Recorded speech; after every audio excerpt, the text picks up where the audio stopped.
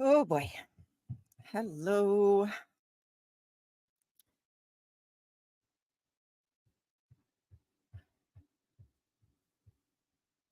Hello. This is my very first time being live, and I am a bit nervous. So please bear with me. I don't know how it sounds, if everything sounds okay, if it looks okay.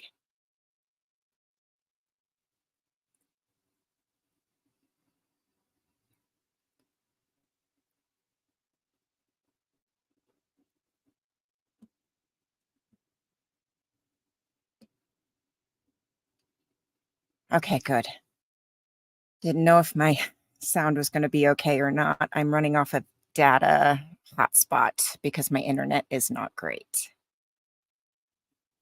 Okay, so this is going to be a subject that is kind of important to me. Obviously, my username is a dead giveaway. I work in the animal industry. I have spent um, most of my life working with dogs. As a teenager, I I lived in the country and people would dump dogs, and I would bring them home, train them, give them household manners, and find homes for them. Um, and then in my very early 20s, I kind of fell into grooming. I started as a bather and kind of worked up from there. So I have spent 20 years in the grooming industry, and I have worked with some amazing people across the country, and they have taught me so much. But I have a philosophy in my business that I do. I love bathing dogs. Um, but it's not just about bathing. It's about ultimate health and care and well-being for the dogs. Um, I have a philosophy that is not just about making money. It's not just about playing with the dogs. It's about sharing the knowledge that I have that's been shared with me. I didn't get to where I'm at on my own. I had men and women, but mostly women that have shared the knowledge that they have with me that's gotten me to where I'm at. And I'm one of those people that I love to share that knowledge as well. It was shared freely with me, and I would like to share that knowledge freely as well. Um, but that will be more in the future. Um, that's kind of what my whole channel is about. It's what I do in my business. It's how I operate my business. And that has come to my channel and the way I share the knowledge that I have in my channel. That is how I operate my business. It's not just about making money for me. So, but today's um, live is a little bit different. I've had some questions, and not just here, but in real life as well, about why I have a service dog, and what she does for me, and what a psychiatric service dog is. So while I educate people here at home, uh, I wanted to share that knowledge here as well, because there's a lot of people that don't know. Um, there's a lot of questions and a lot of misconceptions. So I wanted to be able to share that knowledge and explain that. So I personally, this is why I have a service dog. She is a pit bull. Um, Pit bulls in general are very emotional dogs, so they tend to make very good psychiatric service dogs, as well as emotional support dogs. We'll get into that a little bit more in the show. Um, for me, I'm a horrible insomniac. Um, when I'm not medicated, I I don't sleep. I have a lot of trauma from my childhood. I have a lot of issues that I just don't sleep. I catnap maybe a couple few hours a night if I don't have the assistance of a service dog. Now, my last dog was a miniature dachshund, and he was 17 when we lost him. We lost him recently to Victor. Sorry, my mouse is doing all kinds of funny things here. Um, and I rescued him as an adult, and we had him for 11 years. I spent the last 11 years with him sleeping on my back because I sleep on my stomach. So he would sleep on my back, or he would sleep on my legs because I am a restless sleeper. And so that would keep me still. That by itself constitutes um, grounds for a service dog. Now, that wouldn't necessarily make it the need for a public service dog because that is a nighttime need. But if I were to ever travel, which I don't travel often because I don't travel well, that would give me the legal ground to take him with me to travel.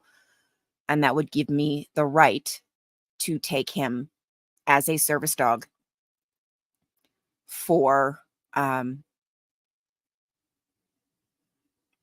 travel on a plane if I had to go back home, where I'm from in Florida. And that would give me the legal right to travel with him. I have horrible social anxiety that keeps me from participating in social activities, group and crowd activities. I don't do independent very well. I have spent years relying on my husband and my children to be with me so that so that I'm not alone. My children are getting older, and I am trying to teach them to be more independent. My husband, bless his heart, I want him to be able to do more of what he wants to do and to have more freedom and not always have to be with me when I want to do something. So I am learning how to be more independent. I don't do strangers very well. Thanks, Cricket. I do not handle people walking up behind me at all. I will freak. So I um, I will not. I don't do crowds at all.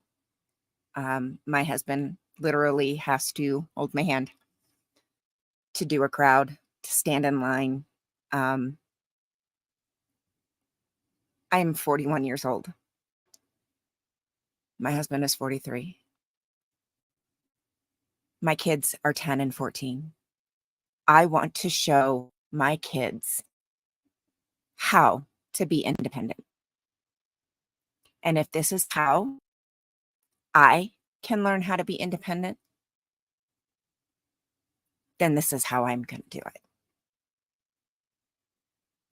So,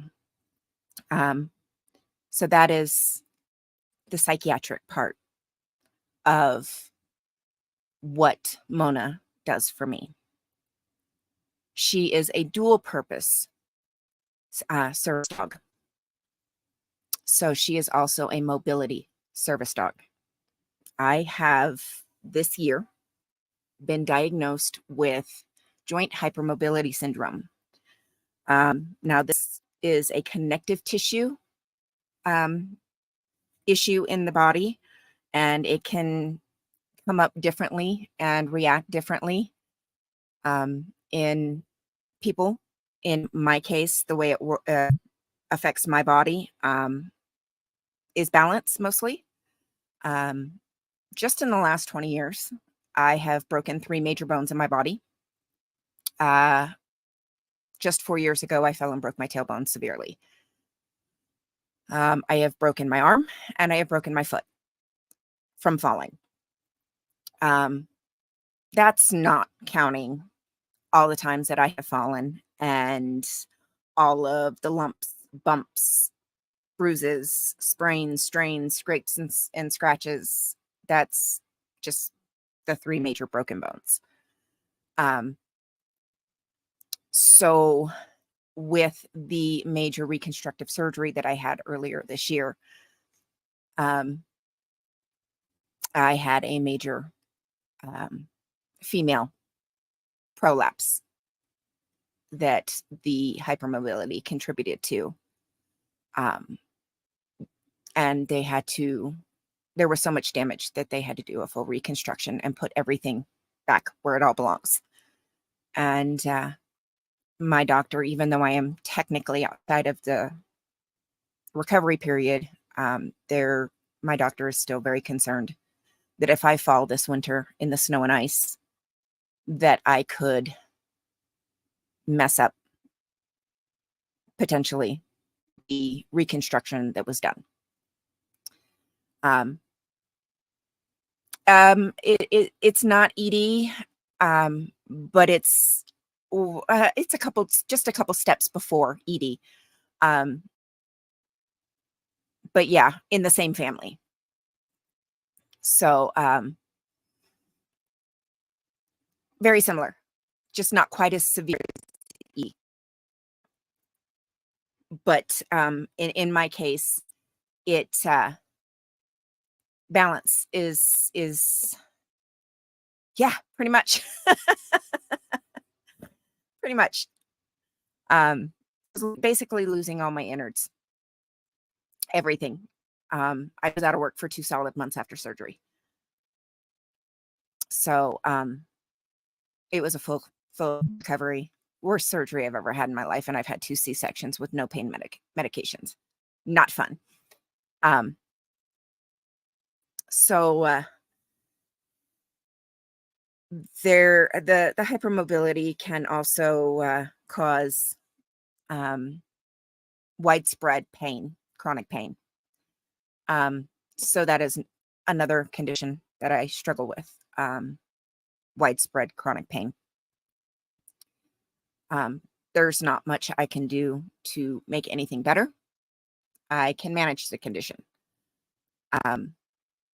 which is why my doctor has literally signed off a prescription for my dog. So she is a full dual purpose service dog.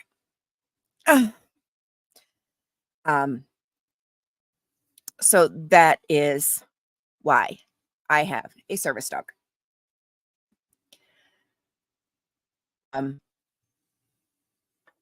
Some of the tasks that Mona performs, she performs deep pressure therapy, or DPT, for my insomnia.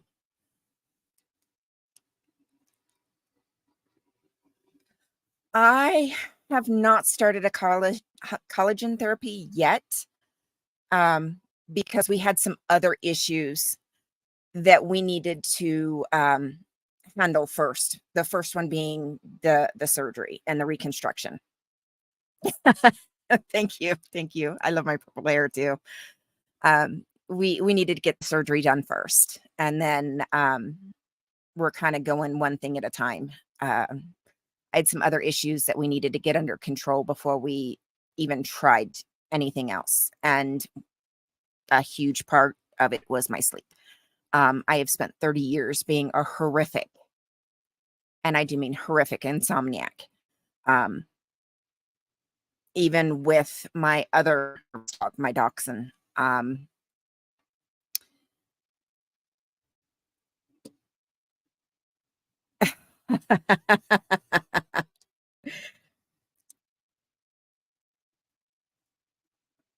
There we go. It's like a bluish purple. Um, so we oh, what is going on here? My screen just went crazy. I do not know what is going on with my mouse. Um, we are basically, thank you, love it. Um, we are literally um, kind of just dealing with one thing at a time, but that is on the list. And hopefully we'll start dealing with that um, in the coming new year. So it is on the list. We just haven't gotten there yet. So Mona uses the DPT to help me with my insomnia. And to No, I don't have a lot of regrowth. No, I tend to keep up on it. I do my own hair when I have time. Um, she knows when I start fidgeting too much at night, she will perform DPT to help keep me asleep. And, you know, the DPT, and I'll explain more of what DPT is and how it works in the body. I also suffer from chronic tension migraines. I've had that since I was 8 or 9. So in the rare bouts of horrific migraines, she will perform DPT to help relieve the worst of the migraine before I become sick. So that therapy does help with migraines. She uses DPT to help reduce stress and anxiety from the social anxieties. I'm training her to watch my back when I'm out in public. Like I said, I don't do well with people coming up from behind. Um, I am a 2-time survivor of childhood SA. So I have never been good with people coming up from behind. Yes, human groomer, I am. So I am working on training her to watch my back. That is going to be another one of her tasks once we get her fully trained on that. So that's going to be, thank you, love it. Something, that will be trained here at home. I live in a very unique city, town in the middle of nowhere. There's only about 4,000 people here in town, but we do travel to Vegas quite often for family. We have family in Vegas.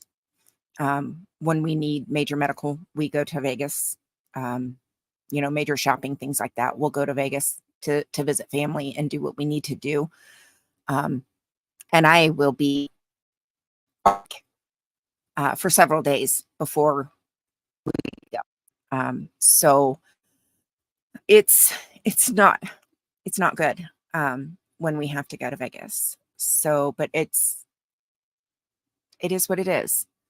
But I'll be working on training her those tasks, and watching my back is going to be one of them before we go to Vegas for the next time we go to Vegas. I'm really working hard on getting that one down so that I will feel a little bit more comfortable when we go to Vegas the next time. Um, Mona uses her full body weight to balance me. And yeah, it's not good when anyone has to go to Vegas, but my family, my family, actually, my mom and dad both kind of grew up in Vegas, and I still have a lot of family in Vegas. So I live actually 4 hours north of Vegas. So we go quite often. But I personally live in the middle of nowhere for a reason. But Mona uses her body to balance me. She can sense when I'm feeling off balance, and she'll stay closer to my side to keep me more on balance, and she'll lean on me when I stumble. And then she'll also help me get off the floor when I'm having a hard time. She can sense when my pain levels are a bit higher, and she'll help me by helping me get off the floor. I can use her to, brace myself to get up. If she has her harness on, or not her harness, but her vest, I have sewn her vests, and I have put a handle loop on her vest that I can use, and she will help pull me up if I'm having a really rough day with my pain levels. So she's usually right by my side. When my pain levels are higher, I tend to have higher levels of anxiety and stress, and she will use DPT, and she will alert by jumping on me, pressing her paws into my stomach or my chest when I need to stop. I used to just run. There have been times I've literally just run out of a store. There have been times, my famous saying is, "I'm done peopling today." And I have literally just walked out of a store, left and just walked out of a store. Or I have walked out and left my husband and my kids to check out, and I've gone straight to the car because I literally cannot finish. I can't do anything else. I can't speak to another person. Mona can sense when I'm hitting that max, and she will alert. And instead of running, I will find a corner, or I will find a quiet aisle, and we'll sit down on the floor and perform DPT. And that helps. I don't have to run. I can function a little bit better. So now, what DPT scientifically does in the body? The simplest explanation of DPT is now I'm reading this again. A tactile stimulation provided as gentle pressure to the body that relaxes the nervous system. How it works, by providing pressure to the body begins to run its parasympathetic nervous system instead of the sympathetic nervous system. This is known as a switch from fight or flight to rest and digest.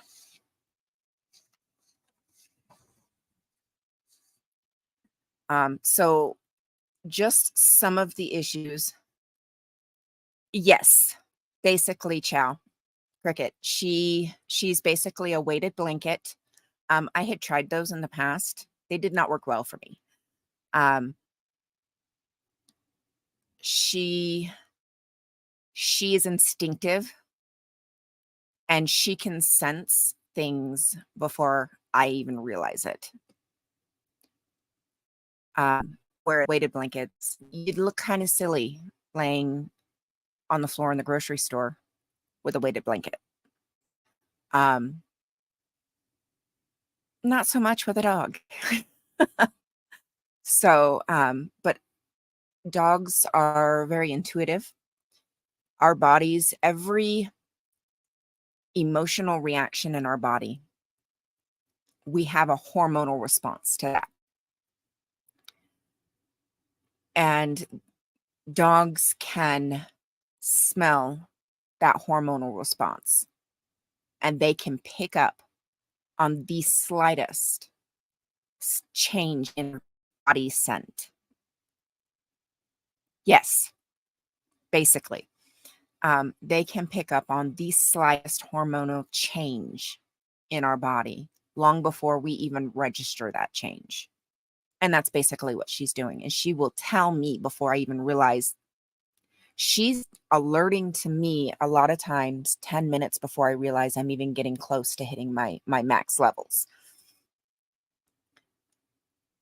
And I can sit and take that moment, that 5 or 10 minutes with her before I hit um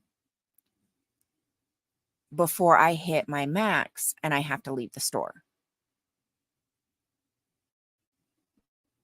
Just the other day or yesterday, I was at the hardware store and we had a gentleman just rush us and rush her and rush me. And that is not, you can't do that with me. That is not good. Um, and it sent me into a spiral. I found myself on the floor between two rows of bathroom vanities, literally, with her in my lap on top of me, and my heart rate through the roof. 6 months ago, I'd have been sitting in the truck and letting my husband finish shopping with whatever we needed. My husband gave me 10 minutes. I didn't freak out. I was able to sit there. I sat there for 10 minutes. She sat on my lap, leaning into me, and we were good to go. It was still a little nerve-wracking. I was still a little nervous. I was still a little shook up, but I was still able to complete my shopping. I wouldn't have been able to do that 6 months ago. So that's the difference of having her and not. So people who could benefit from DPT, those who live with conditions like autism, depression, insomnia, post-traumatic stress disorder, PTSD, CPTSD, sensory processing disorder, attention deficit disorder, Tourette's syndrome, anxiety, bipolar disorder, schizophrenia, a whole list of, yes, very much so. And that's why I think it's so important to have this discussion about psychiatric service dogs. Absolutely. Love it. Absolutely. But a whole list of other mental health issues, as well as some nerve and muscular issues. DPT is great for that. So it's not just mental health, but even some nerve and muscular issues as well. Invisible disabilities are just as important. So it's psychiatric service dogs they're just as important as seeing my dogs or aids. I mean, they are just as important. But there is a difference between psychiatric service dogs and emotional support dogs. There is a difference. There are 4 main differences between psychiatric service dogs and emotional support dogs or animals. Number 1, psychiatric service dogs are specifically trained to perform tasks to help a person with a disability. Now, let me clarify what a disability is. A disability is something that limits a person from living a normal life. That is it. I carry a full-time job. I own a business. I own and operate a business. I have 2 kids. I have a happy, wonderful marriage. I am not legally disabled that it puts me on Social Security disability. I have a disability because I don't live a normal life. I have depression and anxiety that limits me from living a normal life because I can't go by myself and go out in society and be social like a normal person can. I can't. I have joint hypermobility syndrome. In the normal person, who be that? It's my youngest. In the normal person that has it, it may not affect them badly. It affects me enough that I have severely injured myself multiple times. It's enough that my doctor thinks I will be safer having my dog, who is trained to keep me from falling. I have a disability.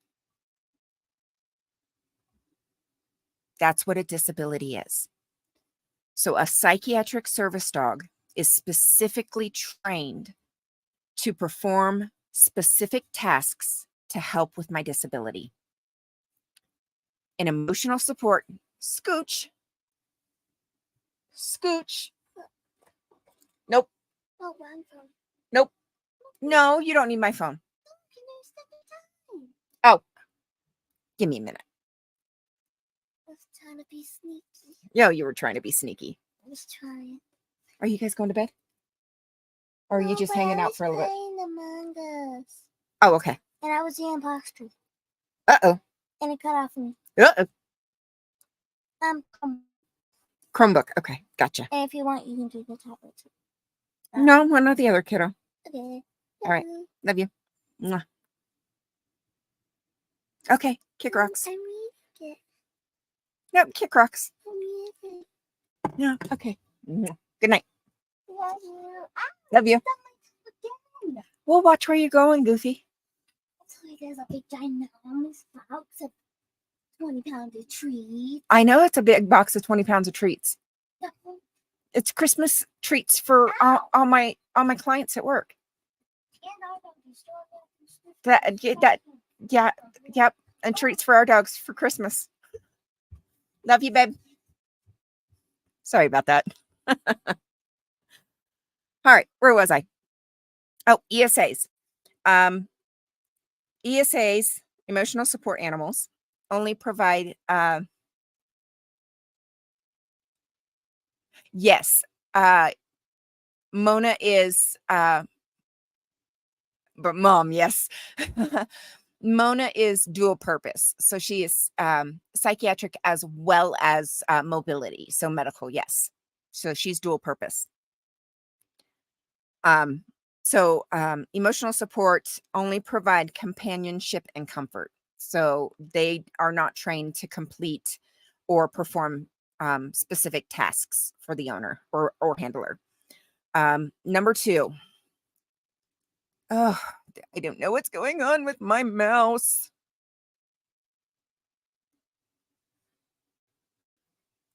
It's like popping all over the place and clicking wherever it wants to, and I don't know why. Did it stop? Oh, it stopped. Yay! It stopped. Okay. That was so weird. I don't know why it was doing that. Okay. Number 2. Psychiatric service dogs are allowed full public access to all public spaces, housing, and transportation. Emotional support animals are allowed public access to pet-friendly locations only and protection. Now, this is U.S., not Europe or any other countries. This is U.S. allowed public access to pet-friendly locations only and protection under the Fair Housing Act only. That does not include public transportation. That would be up to the individual carrier if they allow pets or not.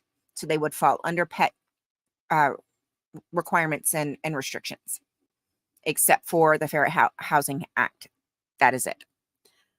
Number 3, psychiatric service dogs are service dogs. Service animals are limited to dogs with some exceptions for miniature horses, but very stringent exceptions for miniature horses. So only dogs. That's it. Emotional support animals can be animals, period. That's why it's ESA, whereas service dogs are referred to as service dogs. Most common ESAs are dogs and cats, but they can pretty much be any animal, anything. And number 4, training is much more rigorous and specific for service animals, service dogs. And the types of training are basic obedience, task specific, public access, and socialization.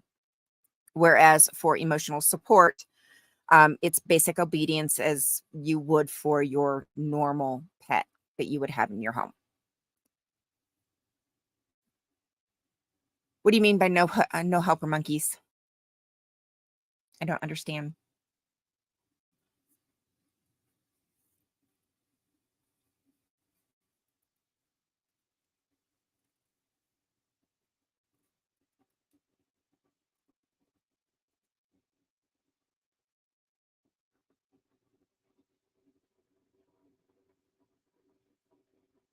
Oh, okay. Okay. Okay.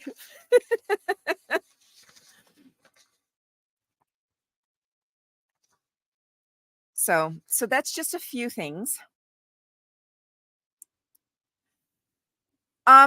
According to the ADA, the Americans with Disabilities Act, no.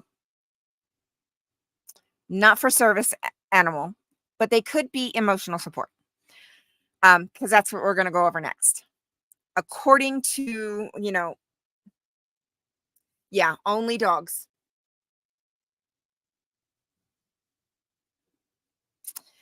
Yeah, they had gone over that, and I don't understand why, because monkeys would be actually really good because they can be trained for service work. I would see monkeys much better than miniature horses. But hey, that's just me. Like I said, there are some. I'm just some fly by night, groomer that lives in the middle of nowhere. So I don't know. That's just me. It's the government that has come up with these rules. Because literally, that was going to be my very next sentence. Beginning on March 15th, 2011, only dogs are recognized as service animals. I agree. I agree. I 100% agree with you. 100%.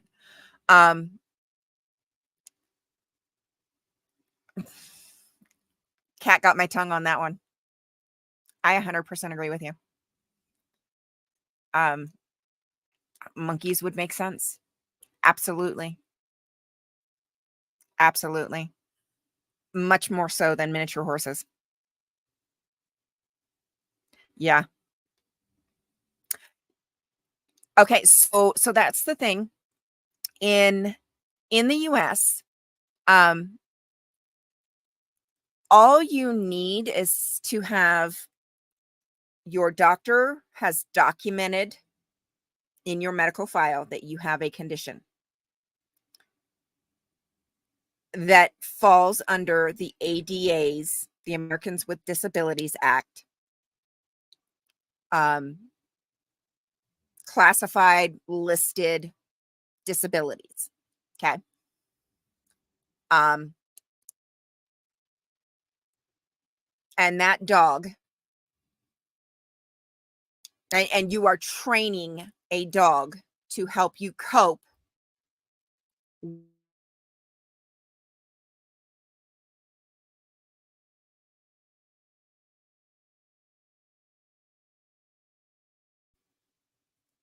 and social anxiety, flashbacks, stress response, anxiety response, any of those issues. And you are training a service dog, psychiatric service dog, to help you cope with the symptoms that you are experiencing. Oh no. Did I come back? Okay. If you are training a psychiatric service dog to help you cope and function, that's what you need. That's all you need. So there's no specific legality there. All you need is for your doctor to have it documented in your medical file that you have any of the recognized issues under the ADA: anxiety, depression, PTSD, CPST, any mental health conditions. That's it. So it can be as simple as you have anxiety to the point where you have symptoms enough in public that you can't function like a normal person in public like I do.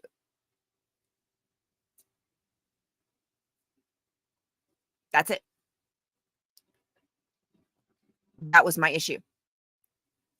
But then you couple that with the hypermobility, and when you don't have great balance and you're just about running out of a store, you put the two of those together, falling flat on your face is not a great look, and then you panic even more.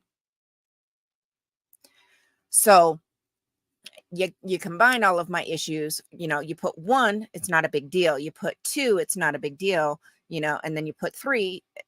Individually, my issues aren't big deals. But then you start combining those issues, and all of that together makes a big deal. It makes it concerning. That's why I have a service dog. That's why I have Mona. So we'll go over some of the actual laws that are actually the actual ADA, straight from the website laws. Service animals are defined as dogs that are individually trained to do work or perform tasks for people with disabilities. Under the ADA, state and local governments, businesses, and nonprofit organizations. Oh yeah, we can meet her. Give me 1 second. That serve the public must allow service animals to accompany people with disabilities in all areas of the facility where the public is allowed to go. Mona, come here. Come on. Come here. Come on. Oh, can you see her? Say hi. I can't move the camera much right now, but there she is. She's talking to you. She grunts. Hi. Mwah. Love you. Love you. Okay, here, let me take your vest off. You're done. Here we go. Yes, she's she's beating her tail off of the 20-pound box of treats that I got for Christmas treats for everybody from my clients at the shop. I try to do something special every year for Christmas for all my clients. So, and yeah, she just took over the bed again.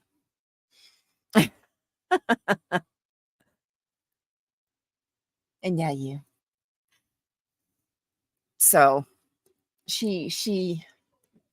my bed is straight across and she lays on the end of my bed just because there's like this much room that she can watch me on the end of my, hey, Red, there's like this much room at the end of my bed that she can watch me.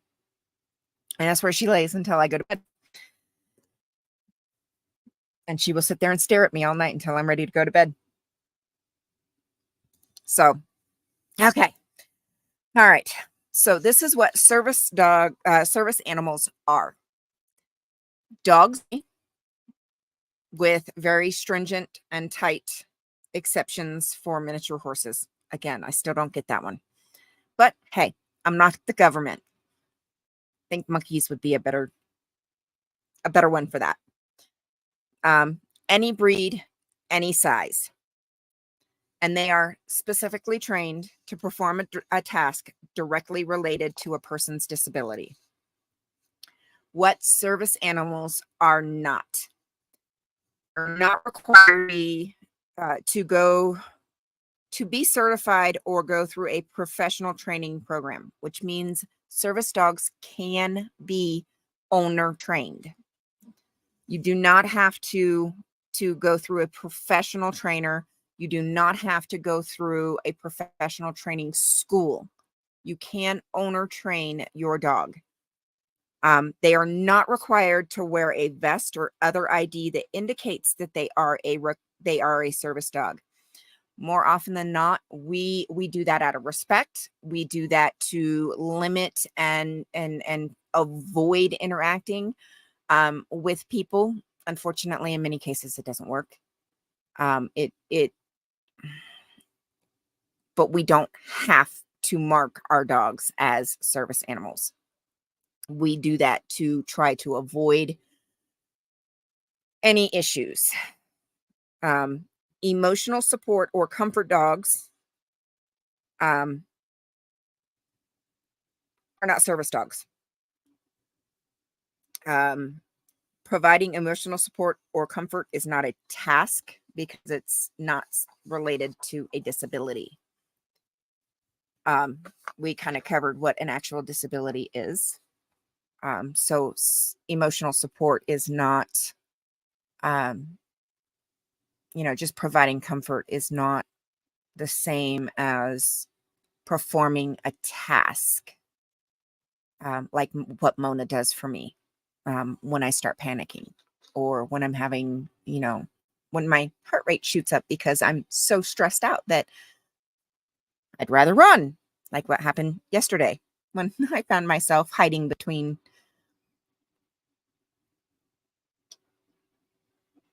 You can. You just normally wouldn't run them both at the same time unless you're training one and working the other.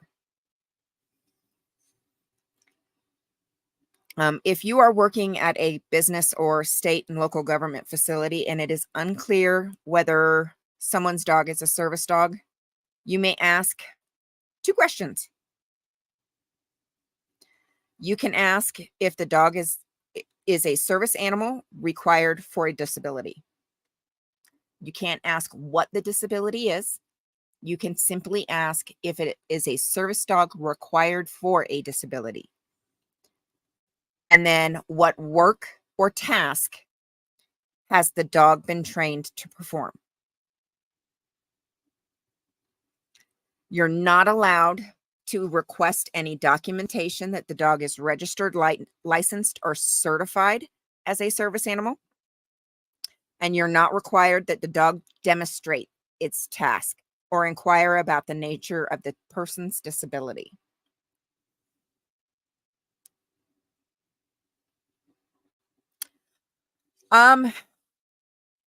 It wasn't quite 2 weeks And I didn't sleep. Literally, I catnapped. I was back to about 2 to 3 hours of sleep again, catnapping. Um, yeah, I didn't sleep, even though I'm medicated. And the options I had were to go to my doctor and either massively up the meds that I'm on or go on more meds. Mm. Oh, okay. So the questions that you may ask if you are working somewhere and somebody comes in with a service dog or tries to come in with a dog playing it as a service dog. Question number 1, is the dog a service animal required for a disability? Question number 2, what work or task has the dog been trained to perform? Those are the only 2. Oh, sorry. Sorry.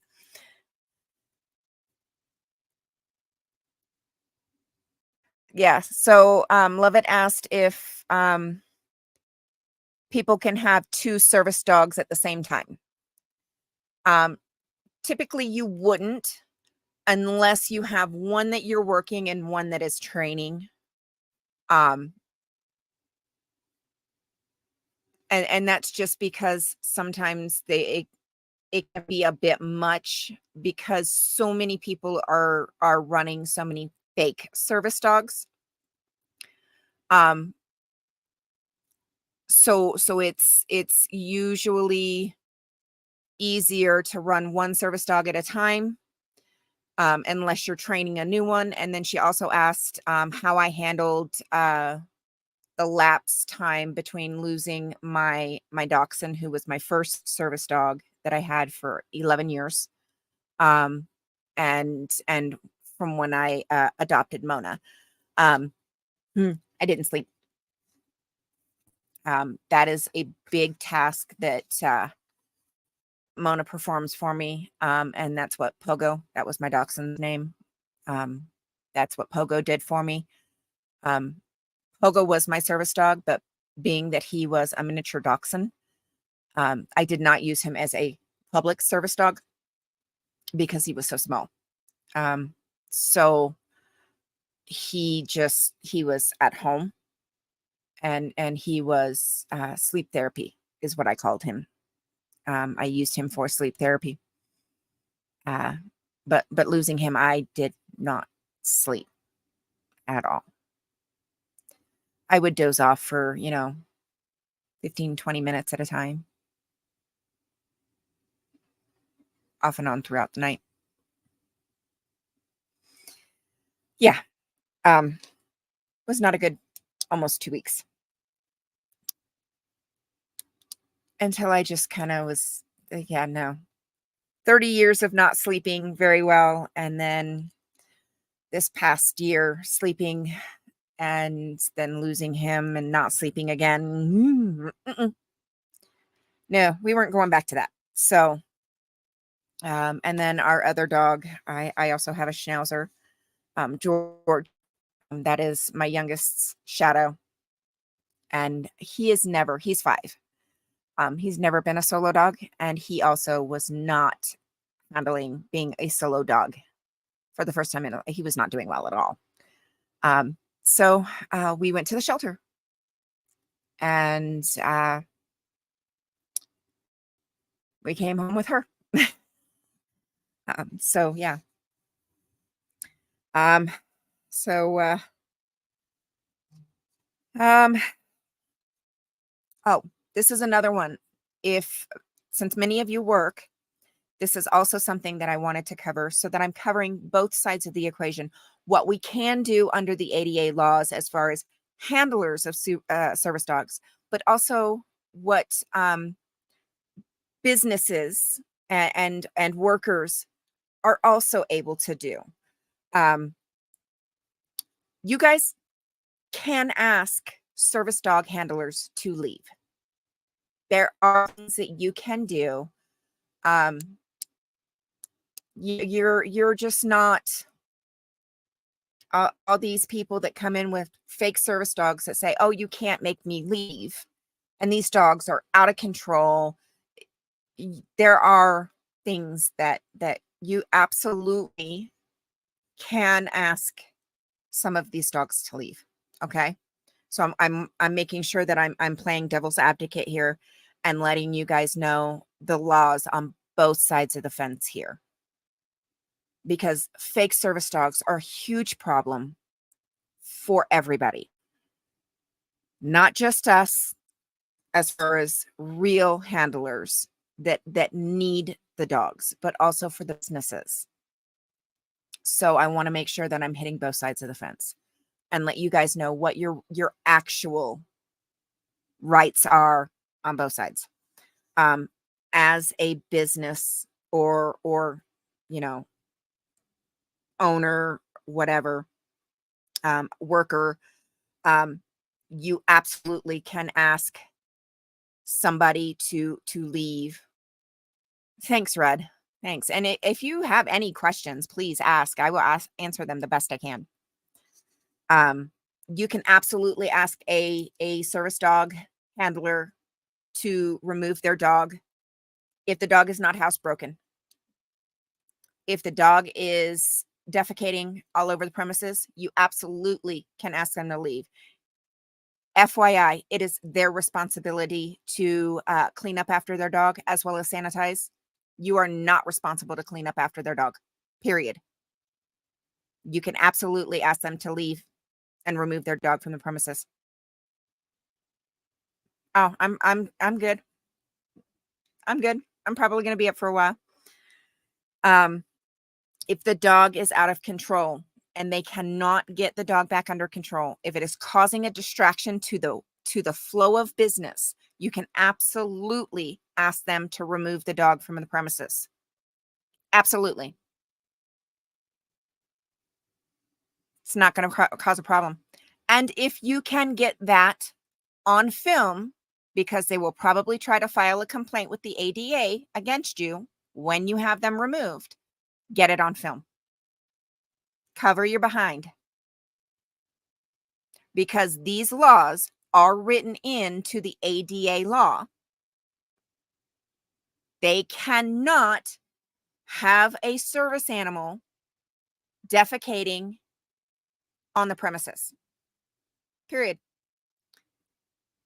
They cannot have a dog that is out of control and continues to be out of control. Can't have it. One of the rules on our end as handlers is that our dog is under control. So if they can't keep their dog under control, one, it's either a fake dog or it's in training and it is not trained enough to be in public yet. It's simple. That dog needs more work before it's come into a non-pet friendly setting. It's not ready. So you can absolutely have the right to ask them to remove the dog until the dog is trained better or trained more, exposed to more. Or it's a fake service dog and they just need to be removed from the premises, period. But get it on film if you can. That way, when or if they file a complaint with the ADA, you can cover your behind. So there are, it goes both ways on that.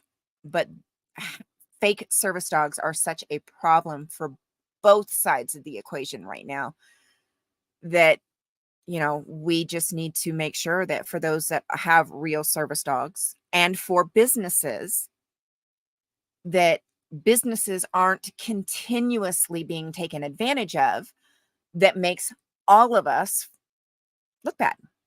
So, and then just one more note, because there are actually many breed bans in cities and businesses. We want to make sure that people understand that the ADA has written into the law that there is no breed ban for service dogs. So a service dog cannot be banned based on its breed. And then there is actually no federally recognized list or, company, organization that registers or certifies service dogs. There's not. So all of these ID, websites to register or certify your service dog are all scams. The only ones that are not are the ones that come from training schools or training facilities. Absolutely. My service dog is a pit. Yes and no, love it. Yes, it makes it easier, but it also makes it more difficult. It makes it easier. Um, uh, so Red says that as a previous Chow owner, I appreciate the rule of no breed ban. Back in the day, Chow's got a bad rap for being same with pits, basically. And then Lovett says, even though there isn't the requirement for registration, the IDs help because people are so clueless about the subject. Yes, they can help. But then you have people like me who refuse to pay for the scam. And it makes it harder for people like me who I won't pay for the scam. I literally have a piece of paper for a prescription. That's all I have. Because by law, I don't have to pay a company that is profiting on something that is not required.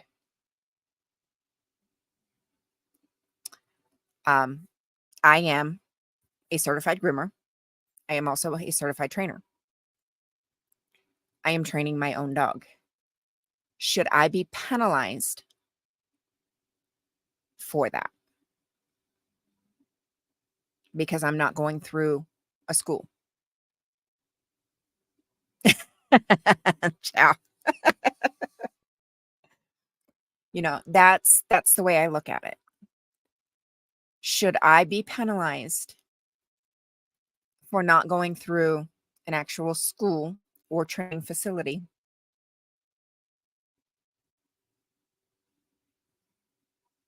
Oh, love it. I'm going to wait for part 2 on that one. Yes, Red, same with pits. Yeah, if you go back and look at the community post I just posted today, I just yeah, I've groomed some chows and chow mixes over the years that were just, amazing. I've groomed some that were your stereotypical. Absolutely. Absolutely. Okay. Part 1, I had a flight attendant try to get the pilot not to land a plane because I wouldn't put my service dog on the floor. Part 2, the cops were waiting when we landed. Luckily, one could see she was crazy and lying. Otherwise, I would have been arrested. Okay. So here's the thing.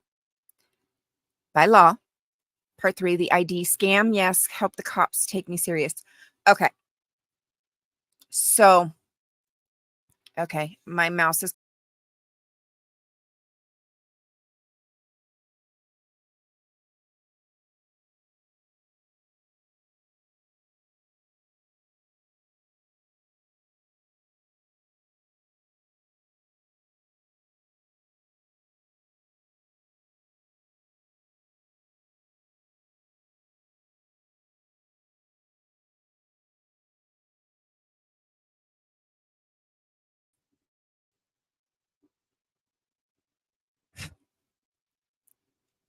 I don't know what is going on. That was weird.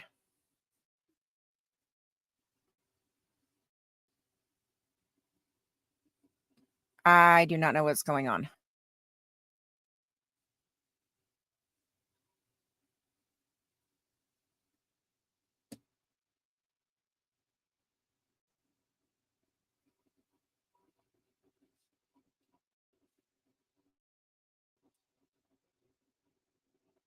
My mouse started going.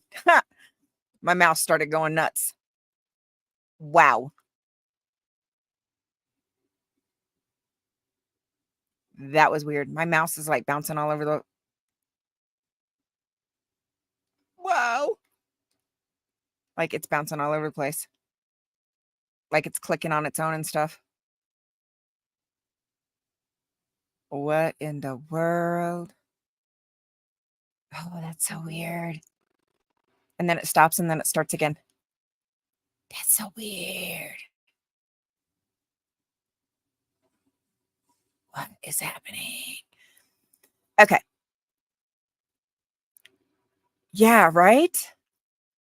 It is having an episode. Like it's highlighting stuff and clicking on stuff. Woohoo.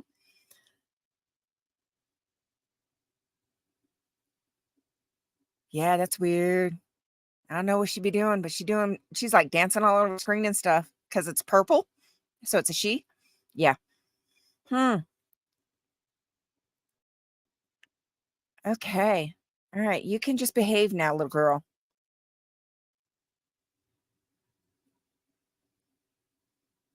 Okay. I'm just going to hold my finger right there. Right there. Okay. Oh, yeah. She's like dancing all over the place. Okay.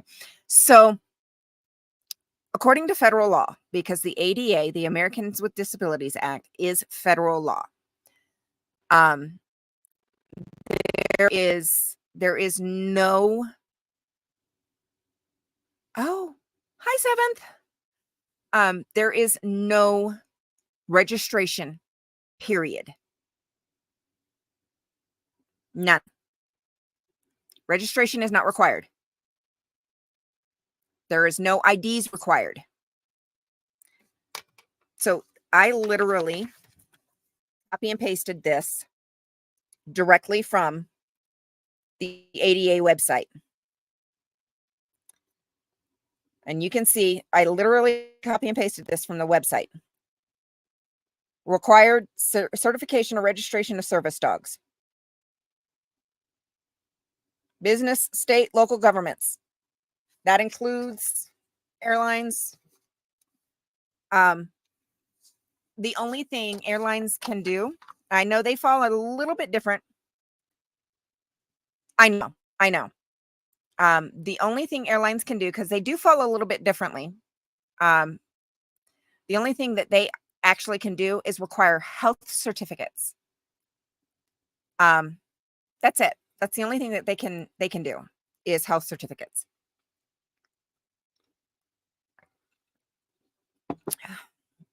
So, as far as like when, yeah, there's no, they can't arrest you. If they really want to be a-holes about it, they can trespass you. I don't know how that's going to work in the plane. Worst case scenario, you can always follow it up and file. If you go to the ADA website, it's ada.gov, and hit the menu button, you can file right in that website. Super easy. Very frustrating. Trust me, I get it. Very frustrating. I am lucky. I've said it before and I'll say it 100 times. Where I live is extremely unique. I am in a very unique situation.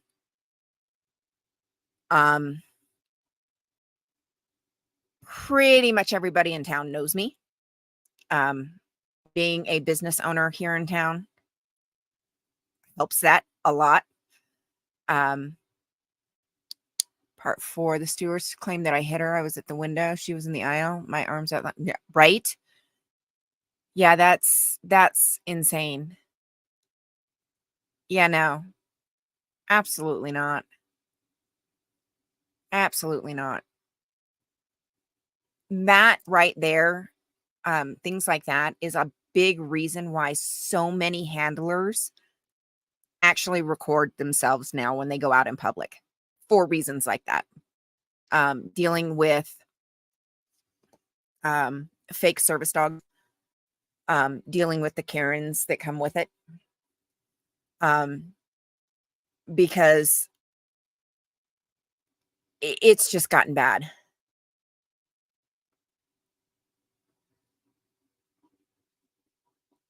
Are you kidding? It was an 11-hour flight. She did it in the last 15 minutes.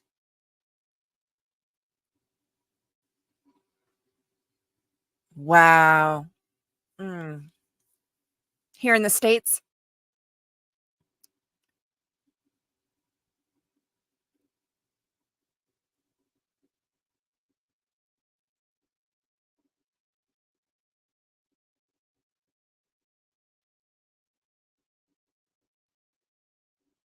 LA. Yeah, never mind. Yeah. Yeah. It's dumb. Yeah. Wow.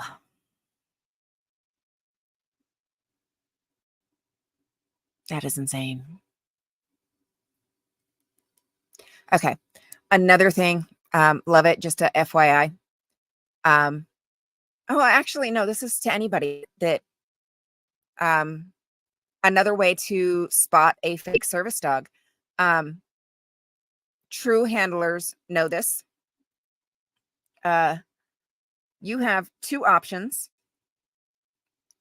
to carry and handle your dog: on your body or on a lead. You may drop your lead if the lead will interfere with your dog performing its task. Um, Say you're in a wheelchair and your dog, oh Lord,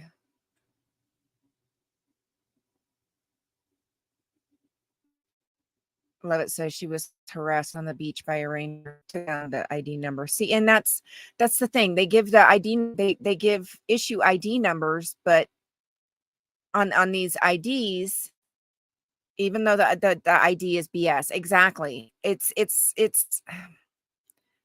that's yeah. See, and now you see why I won't actually pay for any of those because it's ridiculous. They can unless they take a picture of the ID to know what site to go to actually look up the ID. It's ridiculous. Now you see why I won't pay for them. It's ridiculous. Yeah, those registration sites, they are all scams. It's not required by the federal government to register your service dog. Um, it's just not. Yeah, and Chow, try to imagine a miniature horse on a plane. How? A monkey would be better. I mean, a monkey could, yeah, op- opposable thumbs. I mean, come on. Okay, off my rant. Off my rant. Um, so two ways to handle your dog. You're right. The poops alone. Exactly. Um, on your body, specifically smaller dogs. That works really well. Yeah, monkeys wear diapers. Exactly. Um, that works well for smaller dogs, smaller to medium dogs, or on a lead. Unless the lead interferes with your dog performing its task. A dog in a stroller, a dog in a cart. Your dog cannot perform its task. Therefore, it is not a service dog.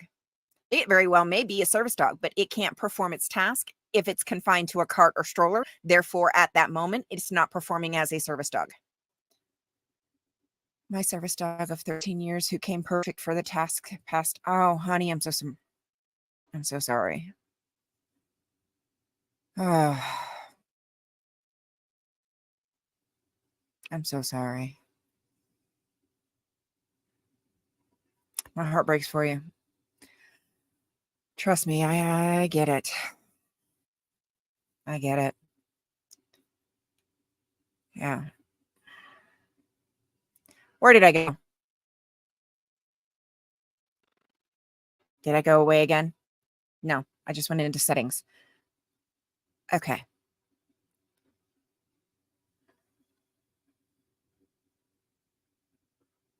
Oh, what is it doing? No, I don't want to leave studio. Okay. I'm just going to hold my finger right there and not move. Not going to move. Okay. Only 1 year and I'm still training him. Yeah, it's not easy. I'm blown away. So I lost Pogo at the end of September. He started getting sick at the end of July. We lost him at the end of September, and then towards the end of September. And then we brought Mona home at the beginning of October. So for her to have made this much progress this quickly is almost unheard of. It can take up to 2 years to train a service dog. I mean, it's no joke training these guys. And to be where we're at with her is literally unheard of. She was about 3 when we adopted her. And had basic obedience. We got her. She's a very smart girl.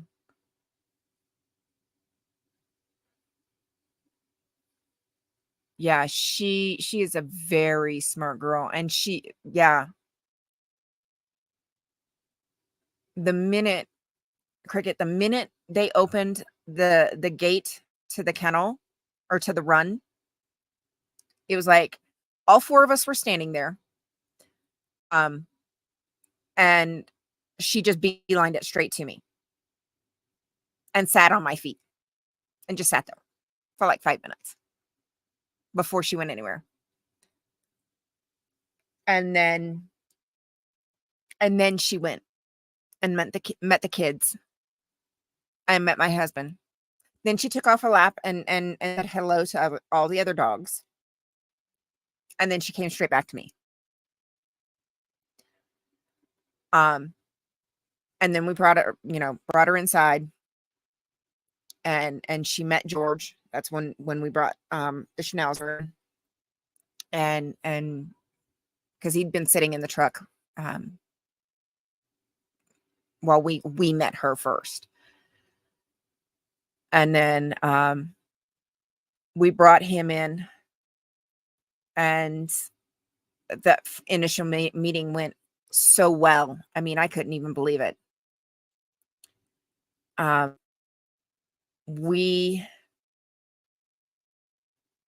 signed foster paperwork on her because things are always different when you get to a home setting.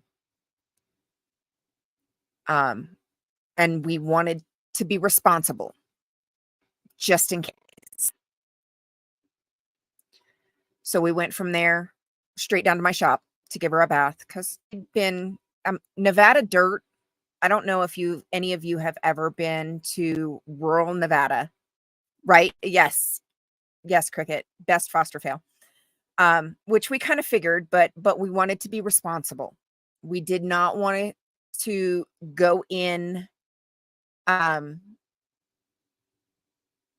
right away with full adoption. Just in case that small little chance. um, because, it's a different situation. We wanted to be responsible. Um, so we went straight from the shelter, because I don't know if any of you have ever been in rural Nevada. Nevada dirt is something else.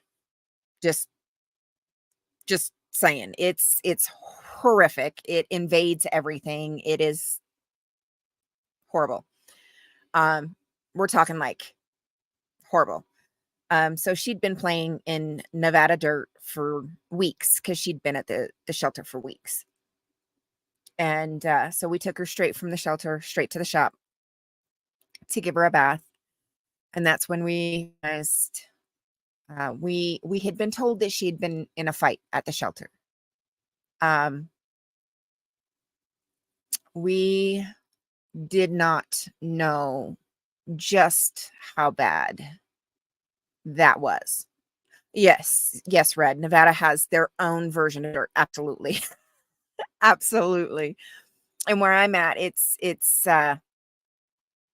all old historic mining district dirt too. So yeah, it's one of a kind. You won't find this dirt anywhere else.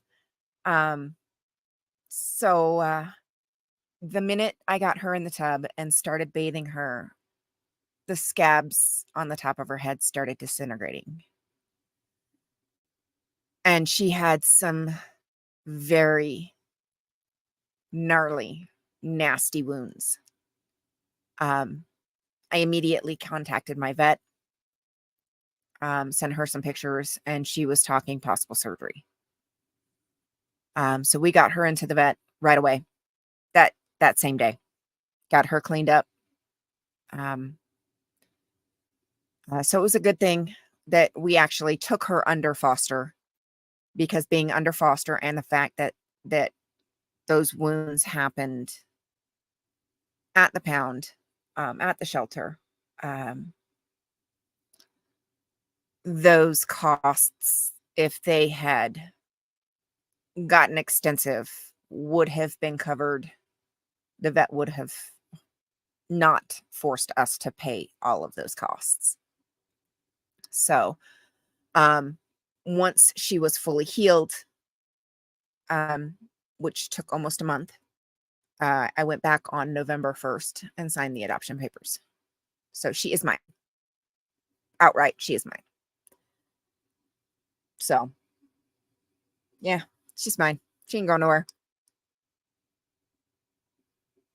Now she's looking at me. She's mine. She's home for good. But ah, yes, yes. And I'm hers. She's about 3, love it. Um, the only background that we were able to get on her, is that she came from another shelter.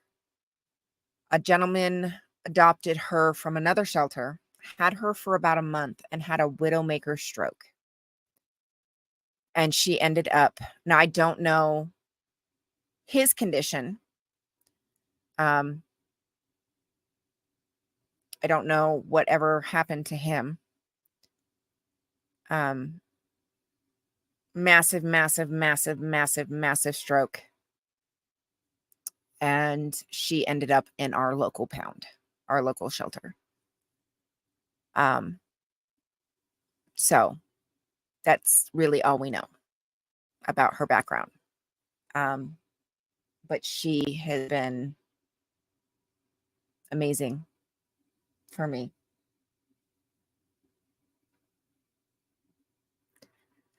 She's been perfect for me. She's my baby. So, does anybody have any questions? Anything that I can help you with? Maybe I can explain further that maybe didn't make sense, because sometimes I do that. I'm really good for that.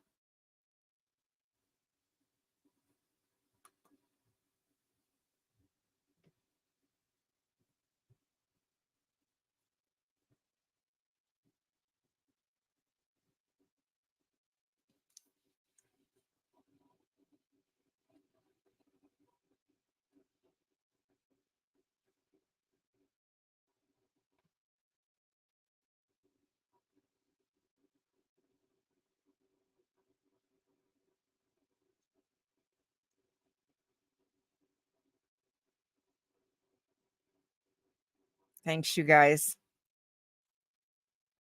Oh, what happened?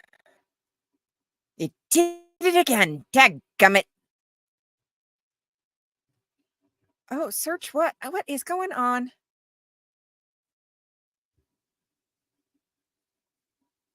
No, not yet.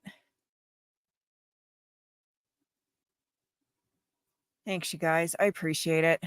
I was so freaking nervous. Um, how do people handle the last lapse between service dog passing and training if it's not as natural as what happened with Mona? Usually, when you're getting ready to retire one, you would go ahead and get your next one and start the training process and start phasing out your older dog in favor of the newer dog as a slow process. And then that's typically how you would do it. Um, or you can get one that it's already been trained through a school and then slowly start phasing them in and out like that. It really it depends on, you know, what your financial situation is. Some people can afford to go through schools and professional trainers and go that route. Yeah, I don't have that kind of money. Um, I don't make a whole lot with what I do. I love what I do. It is a passion. My husband's income pays the household bills. Um, I make enough to cover the bills at the shop. I I don't I don't have a whole lot of money to pay professional trainers or a school to train my service dog. I have to do that myself. So that would be where a lot of people would do most of their training. So it would be a, a matter of finding the right dog that connects with you. Um, and just phasing, working them together as much as you can at home. And then, kind of in friendly places where it is easier to have two dogs, having one teach the other until you're able to start phasing one in for the other. And that way once you have the new dog at a point where you can focus more on the tasks for the new dog, then you can phase out the retiring dog a little bit more. Oh, thank you. Love it. I do feel a little bit more confident. Um, right. Yes. Your friend had her second service dog trained before her current one passed. No two are alike, it seems. No two dogs are going to be the same. Training process is going to be completely different. And that's why a lot of times, kind of working them a little bit together is good because your retiring dog can kind of show the ropes a little bit, but then working them separate to finalize and finish off your training is always a good idea because the incoming dog is always going to be a little bit different. They're going to learn a little bit differently. You can train in the same style, but they're going to pick it up differently. It's just like kids. No two kids are going to be the same style, same attitude, same nothing. One but if one and the other one isn't ready, um then it's going to be intense training. Intense training. And that's basically where I'm at with Mona. Um my doctor is very concerned about getting her trained up mostly for the mobility aid um before the snow and ice really fully sets in. He is very concerned about me falling and messing up all of the reconstructive surgery I've just had this year. Yeah, intense training every day, intense training. I mean, of course, you're going to have to listen to your dog. When your dog has had enough,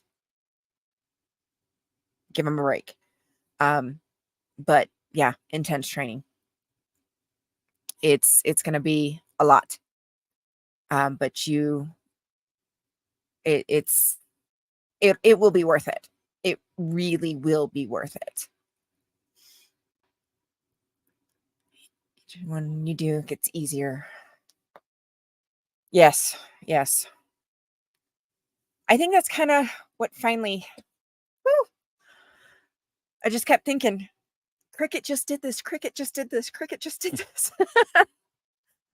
But this is something I've just been seeing so many people having issues, and so many videos on YouTube and shorts, and just so much recently that of fake service dogs, and so many businesses that are just straight up kicking people out that come in with service dogs and not even giving us a chance. I'm just tired of it. I'm just tired of it. So we, as service dog handlers, we have to be responsible to advocate not only for ourselves, but we have to show the businesses that we have to deal with, that we have to, we have to go into these businesses, but we have to have our dogs. These dogs are now, they're part of our lives. They are what makes us able to have a more normal life and more normal function.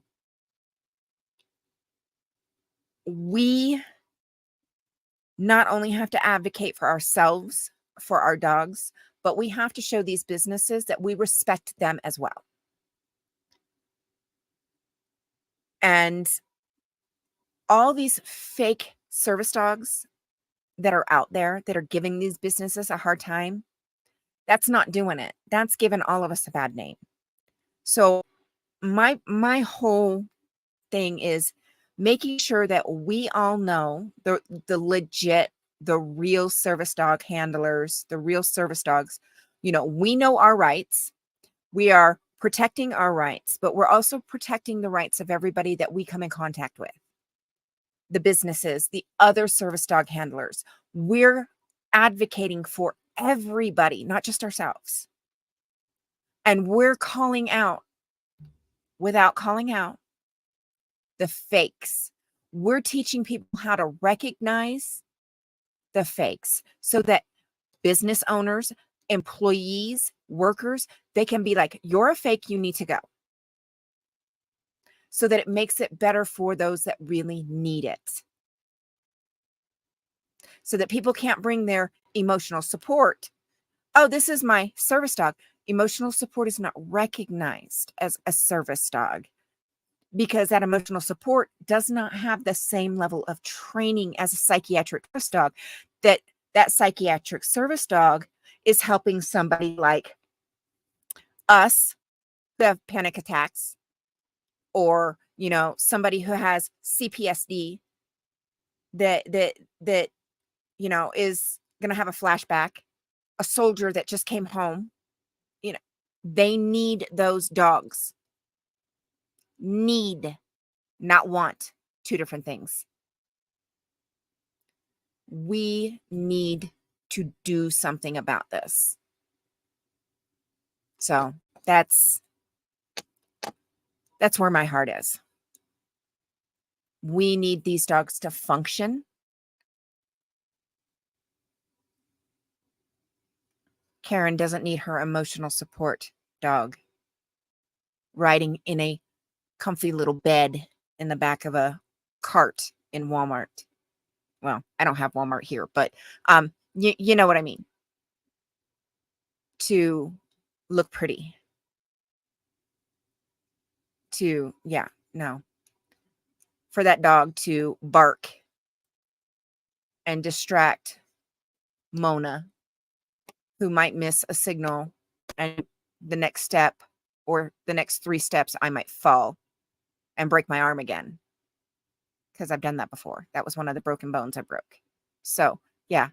Or, somebody else, their dog might miss an alert for, plummeting blood pressure, and they pass out and crack their head open on the corner of a shelf. Let's not. Let's not. So, it's a little close to heart for me. Didn't mean to go on a rant. I apologize. But it's a little close to heart for me.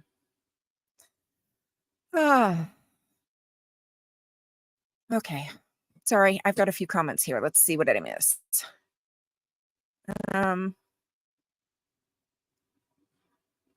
Oh, stupid mouse is going crazy again.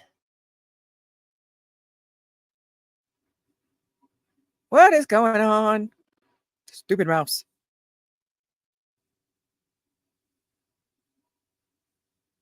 I can't scroll up.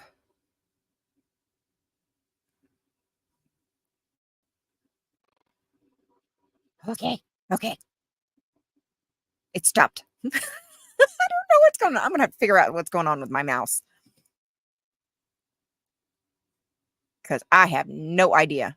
It just went crazy again.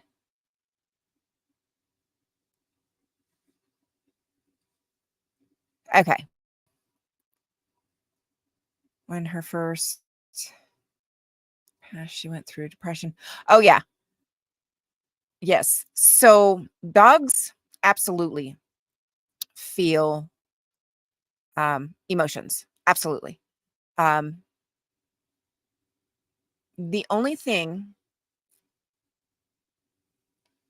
is they just don't feel the same complexity of emotions. How do I explain this?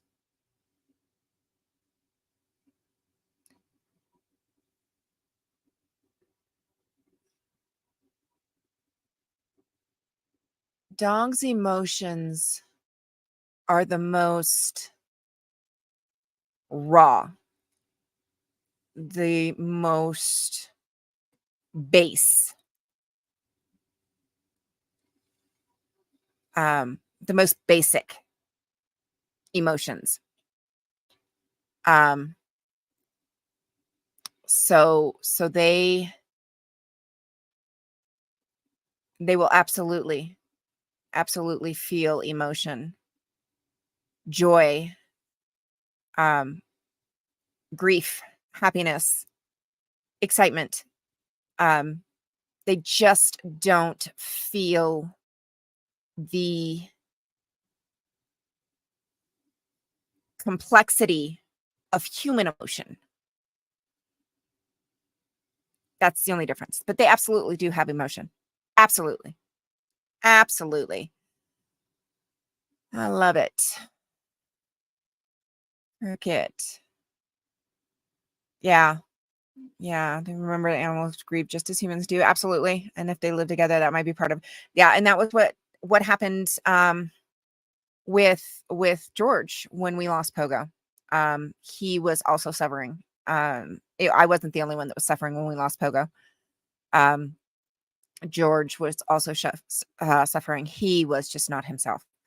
He had never been a solo dog, so he was not handling that well at all. While him and Mona do not play or spend a lot of time together, they do play occasionally. They do spend some time together occasionally. But it has just having her here, and he is not the only animal, the only dog in the house. brought him right out of his shell. So he came right out of his shell after we brought her home, and he's doing much better. So, yes, I am available. You can just send me an email. It is my email address is on my channel, so you can send me an email. We can definitely talk. Oh yes. And you actually have a platform and a topic. I just babble and hope like hell there's someone in the chat that. Oh no, you missed the part. I did have notes. Thank you for this. Cricket, I did have notes. I did have notes. Wanted to make sure because I will get off topic. Big time, in a hurry, I will get off topic. I love it. Oh, you're welcome, my dear. You are welcome.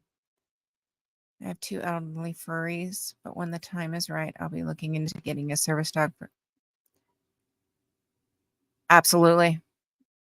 Absolutely, Red. If you missed the beginning where I talked about deep pressure therapy, definitely do a replay for the beginning. Very good information. And it's all scientific as well. Talking about deep pressure therapy and how it can actually reset the nervous system in the body from fight or flight to rest. Yeah, totally.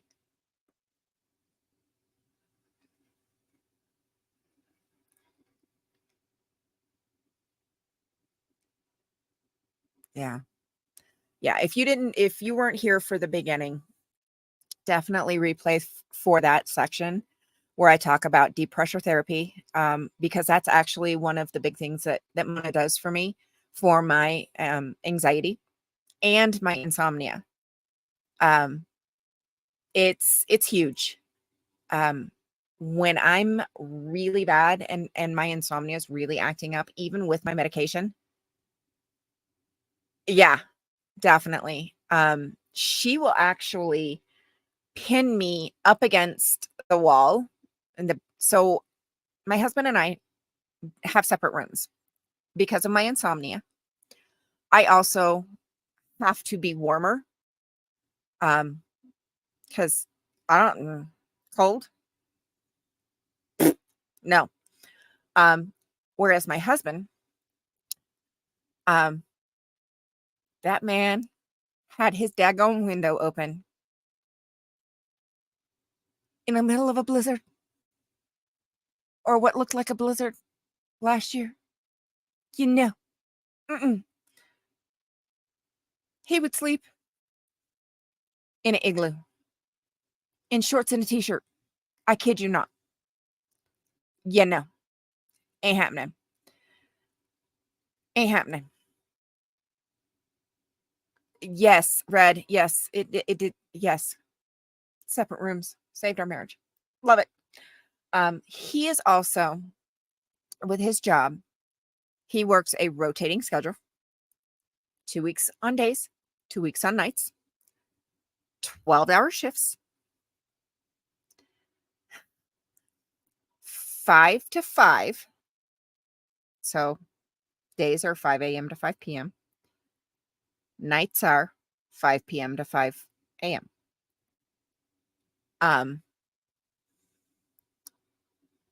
And with my insomnia, not a good mix. So I sleep. I have my own room. Like half of it is my office / craft area because there's my sewing machine. And the rest of my craft stuff is behind me. My bedroom portion is that half of the room because it's a family room downstairs because I don't sleep. So I'm up puttering around. So I'm downstairs. So I'm not waking everybody else upstairs because that's where they're at. So I have a converted couch and she will pin me up against the back of the couch to keep me still. Or she will lay across me or my legs to keep me still. Um, if I start to panic when we are out and about, um, she will actually stop me. She will jump up on me and she will physically stop me from moving if I'm getting too worked up. And I'll have to go off somewhere, sit down, and she will sit on me. She'll either lay across my legs or she'll sit on my leg and lean into me to stimulate my nervous system and bring my anxiety and stress levels down. So it's scientific. It's all about basically resetting the nervous system in your body. So, yeah, it's good information. Um and it's something to think about. DPT is good stuff. Um and it doesn't work for everybody, but it works for a lot of people. And I think it was Cricket that mentioned it's basically a thinking, breathing, warm weighted blanket that can go with you everywhere. Mhm. Yeah, I love that. I love that.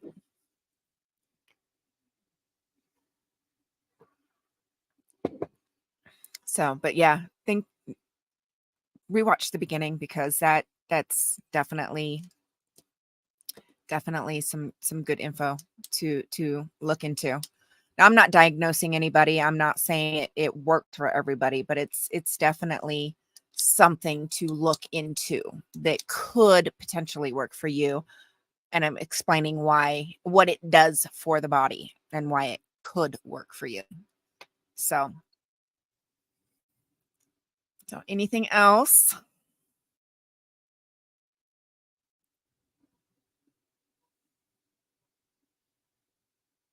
I hope that makes sense.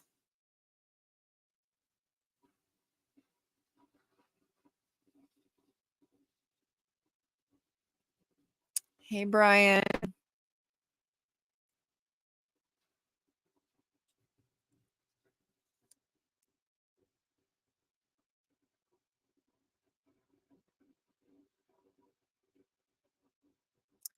Good, Red. I hope so. I really do.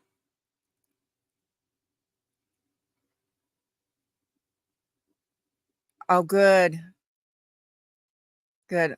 Love it. Like I said, if there's any questions, please feel free to email me. Anything that doesn't make sense or that you're confused about, please. I'm more than happy to because sometimes I think I make sense to myself and it may not always make sense. So if there was something that I didn't make sense, oh, you're fine, Brian. Absolutely. Yeah, my email address is on my page, on my home screen, so for sure.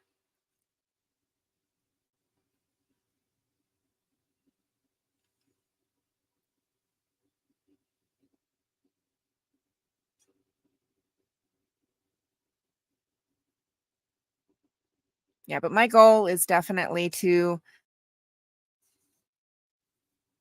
make sure that people understand the need for psychiatric service dogs.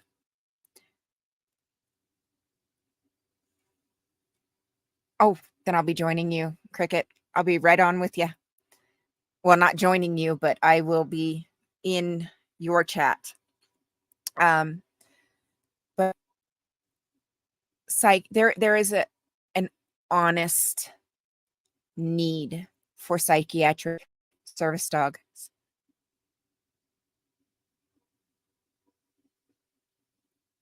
Kimberly,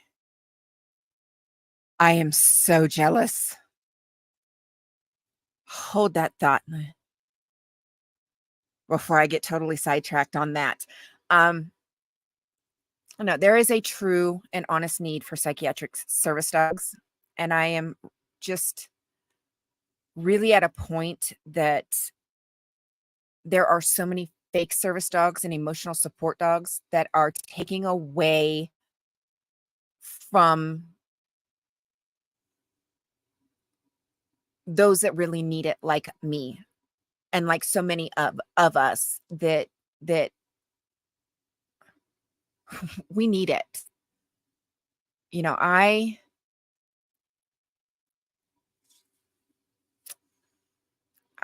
want to be independent. I said it once already. I am 41 years old. I am almost never by myself. My oldest is 14. My youngest is 10. My husband is 43. And I don't think I have been by myself for more than an hour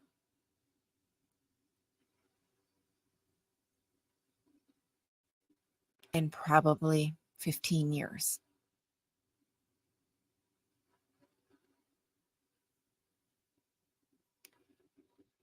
It is time for me to put on my big girl panties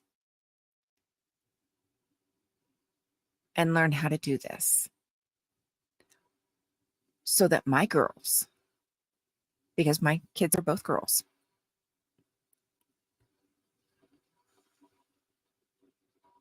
know how to be independent young women.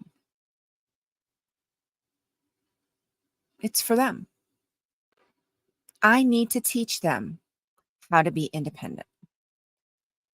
I want my husband to be able to go do things on his own and not have to worry about me.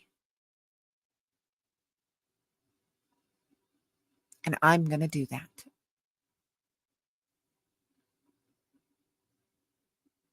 In the meantime, I'm going to help people learn what they can and can't do. And I'm going to speak up about, you know, both sides of the aisle on service dogs and help people out the best I can. So, see what we got going on over here in the chat, and then we'll probably go ahead and call it quits real quick. Pet a wolf. Kimberly. Pet a wolf. I have not pet a wolf. Oh.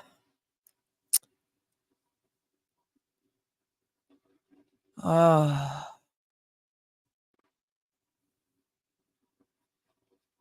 It's probably been 10 years, 12 years. I am so jealous right now. I am so jealous right now. What color was it? I must know.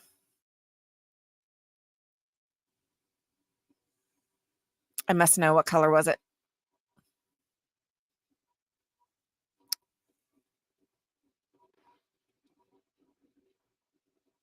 I must know. Yes. There is no breed restrictions on service dogs. Just an FYI. If you do a yes. Oh, 75-25, gray with a mask. Oh, gorgeous.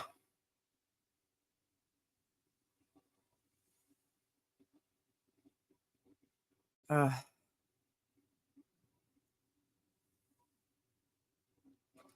All right, folks. Thank you so much for the support. You guys rock. I was a nervous wreck. You guys definitely made it easier. For sure. For sure. All right. Oh my goodness. You guys don't lie when you say it flies. It's almost 2 hours. All right. You guys rock. Thank you so much for sitting with me. I appreciate it. I really, really appreciate it.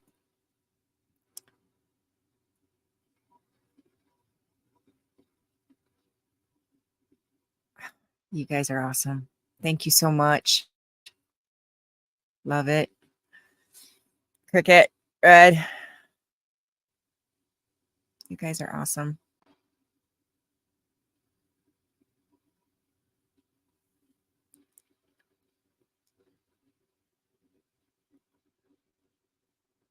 Oh, Kimberly, that's okay. That's okay. Definitely subscribe. What I'm going to try to do is see you later, Brian. I'm going to try to kind of like what everybody else does. I'm going to try to kind of post it through StreamYard to kind of put the notice out early. I don't know how that works, but or a community post. So it puts a notice out. You guys let me know how. Thanks, Cricket. How you guys would like to do that. I don't know how often I would go live. But I definitely try to post a video or a comment in the community or a post in the community post several times a week. So I do try to be somewhat active. I just don't know how often I would be going live. So thank you so much. I really appreciate you guys coming in. So from here, if we will be heading, it looks like we'll be heading over to Cricket's channel, Chow Yun Smut. So we will see you guys later. Thank you so much.